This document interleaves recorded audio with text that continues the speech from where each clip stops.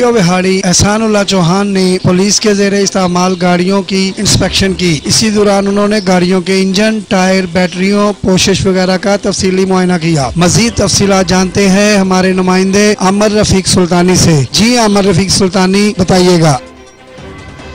जी, district police officer बिहाड़ी एहसानुल्लाह चौहान ने police के ज़ेरे इस्तेमाल सरकारी गाड़ियों की इंस्पेक्शन की। इस दौरान उन्होंने गाड़ियों के इंजन, टायर, बैटरी, पोशिंग वगैरह का तफसीली मुआयना किया और MTO से गाड़ियों की तफसील और मरम्मत के बारे में दरियाफ्त किया। इस मौके पर उन्होंने हदायत की कि गाड़ियों की देखभाल बरवक्त मरम्मत को यकीनी बनाया जाए ताकि दौरान ड्यूटी किसी किस्म की परेशानी और दुश्वारी का सामना न करना पड़े। नुमाइंदा आमिर रफीक सुल्तानी, 29 न्यूज़ HD बिहाड़ी। आमिर रफीक सुल्तानी, आपका बहुत शुक्रिया।